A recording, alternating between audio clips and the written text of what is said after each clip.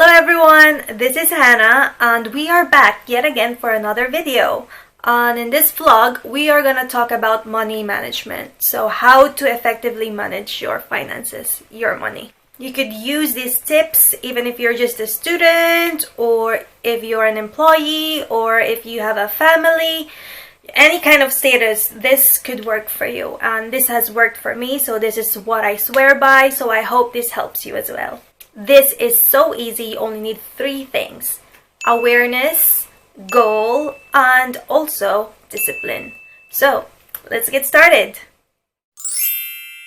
So let's talk about the first one, which is awareness. Awareness is knowing what you spend your money on and how much you spend on those things. This is really important because you would need to know what exactly comes out of your pocket every month for this to work.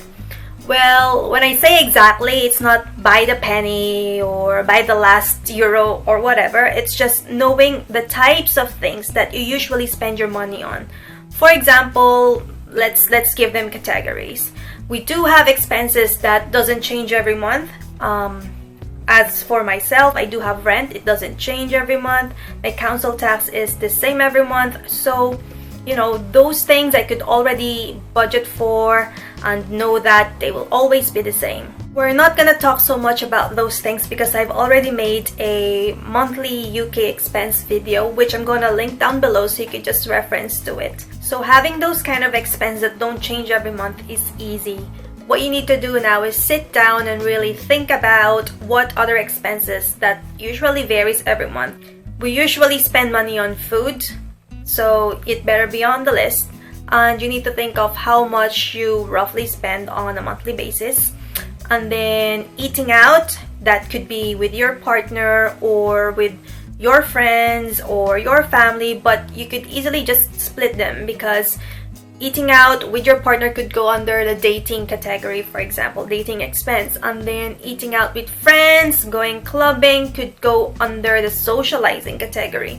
So you can just separate them for ease because actually they're quite different. And then we also have shopping, which is one of the biggest expense that I have, which probably most people will have as well. When I was doing this for the first time, it was quite hard because sometimes my shopping expense differ from, let's say, as low as £15 to a high of £200 on a monthly basis. So it took me maybe 3 months to really get a grip on how much I would really want to spend on this specific category. And then if you have a habit, for example, if you smoke, then I suggest that you put that on a separate category on its own because this one really surprises people.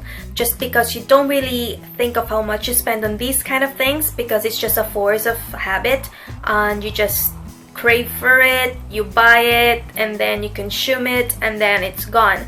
So if you have it as a separate category, then you could actually look at it and be surprised as to how much you spend on these things. So you sat down, wrote all these expenses and wrote all the things that you really spend your money on every month and categorized them, and then you think to yourself, what do I need it for? Well, you need it as a starting point and you also need it as a reference to establish your goals. So what do we mean by goals then? Goals are your budget target for the month. You may have looked at all the expenses that you've written down and categorized and realized that, oh my god, I spend so much money on things I don't really need. I think I want to save those money for something else that is more important in the future. And that is when the financial goal will come in. A financial goal to me is my savings. So it could be that you're saving up for a mortgage or a new car or that expensive designer handbag, for example, or something else. But it's one of those things where you look at your expenses and thought, I could take some money off of this, save it on a separate pot, and then, allocate it to something else that's more important to me that I could use in the future. If you don't have one or don't want to allocate money towards a specific purpose, then that's okay. But I strongly suggest that you write up some savings goal every month because you'll never know when you could use it. It's better to have something saved up for emergency rather than borrowing from other people or borrowing from a loans company or from your bank when you need it. So let's assume that you've already written down all the costs that you have every month. So at this point, you should have the cost that doesn't change, so in variable costs, and then you also have your financial goal, which is your savings goal, and then you also have your list of expenses that varies every month. What you need to do now is add your fixed costs and your savings goal together, and then take the total from the income that you actually earn on a monthly basis. Once you get the difference, then that's what you have left to spend on the expenses that actually vary every month. If you don't have a savings goal, then it's just as straightforward as taking away the difference of your fixed cost every month from your income. So let's put this into practice, something easy. Okay, so for example, you have £1,000 and then your fixed cost is £400 and your savings goal is £100. So that's already a total of 500. So what you need to do is take it away from the £1,000 that you have as your income, and then what you have left is £500. So that is £500 that you can spend on the remaining costs that you have on your sheet or your notes or wherever.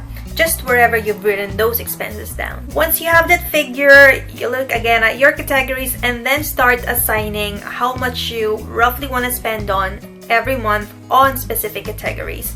I say roughly because this is usually a trial and error, and you might want to move, and shift the budgets around maybe towards the month or every month. It just changes because you don't know what you're going to be doing every month, or if you've got any plans in the future, for example. There really isn't a secret sauce to this or whatnot as to how much you should be spending on whatever expenses that you have, depending on the categories that you've written down.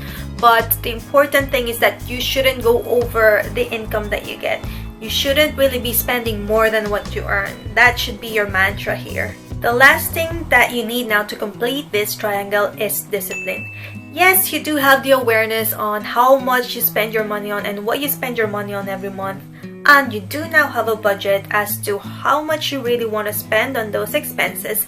But if you don't have the discipline to stick to the plan, then it's not really gonna work. Yes, the budgets could shift depending on what you feel comfortable spending your money on, the level of spending that you want on certain categories, but it should always fall under, if possible, the income that you get every month.